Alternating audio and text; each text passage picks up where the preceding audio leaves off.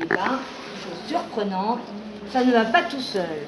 Non pas que je crois que j'ai tort de trouver dans le nœud ce qui supporte notre consistance, seulement c'est déjà un signe que ce nœud, je ne puisse le déduire que d'une chaîne, à savoir de quelque chose qui n'est pas du tout de la même nature, chaîne, link en anglais, c'est pas la même chose qu'un nœud. Mais reprenons le ronron des méthodes dites premières, dites par moi comme telles.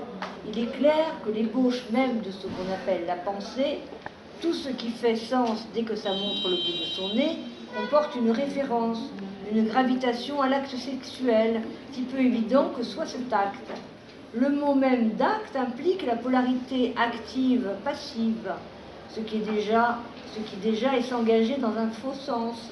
C'est ce qu'on appelle la connaissance, avec cette ambiguïté que l'actif, c'est ce que nous connaissons, mais que nous nous imaginons que faisant effort pour connaître, nous sommes actifs. La connaissance, donc, dès le départ, se montre ce qu'elle est, trompeuse. C'est bien en quoi tout doit être repris au départ, à partir de l'opacité sexuelle.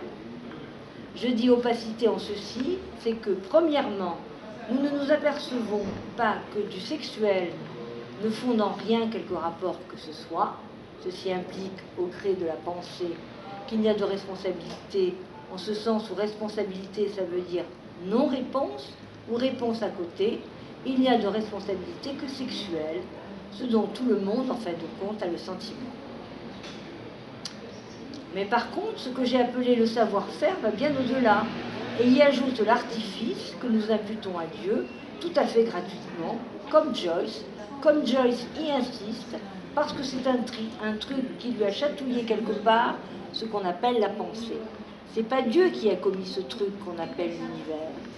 On impute à Dieu ce qui est l'affaire de l'artiste, dont le premier modèle est, comme chacun sait, le potier, et qu'on dit que, avec quoi d'ailleurs, qu'il a moulé comme ça ce truc qu'on n'appelle pas par hasard l'univers. Ce qui ne veut dire qu'une seule chose, c'est qu'il y a de l'un. Il y a de l'un, mais on ne sait pas où. Il est plus qu'improbable que cet un constitue l'univers. L'autre, avec un grand A, de l'autre avec un grand A réel, c'est-à-dire impossible, c'est l'idée que nous avons de l'artifice en tant qu'il est un faire, fait A-I-R-E.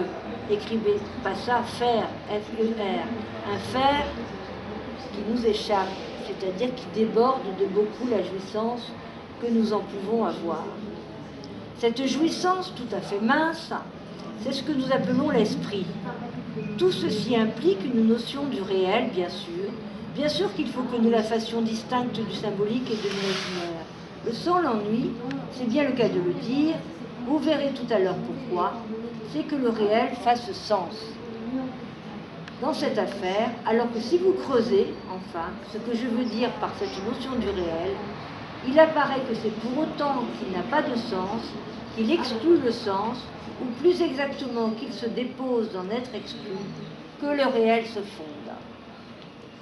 Voilà, je vous raconte ça comme je le pense.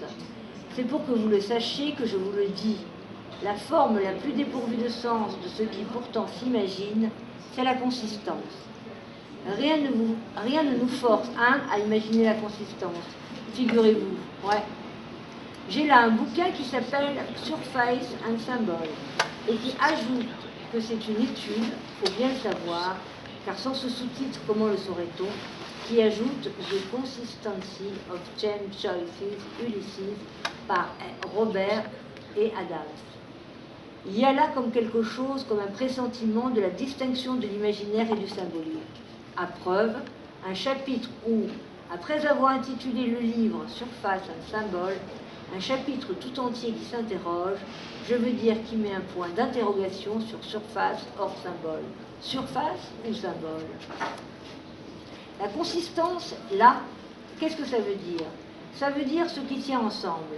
Et c'est bien pour ça que c'est symbolisé, dans l'occasion, par la surface, parce que, pauvres de nous n'avons idée de consistance que de ce qui fait sac ou torchon.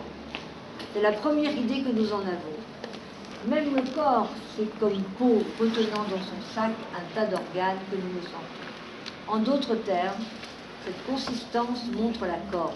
Mais la capacité d'abstraction imaginative est si faible que de cette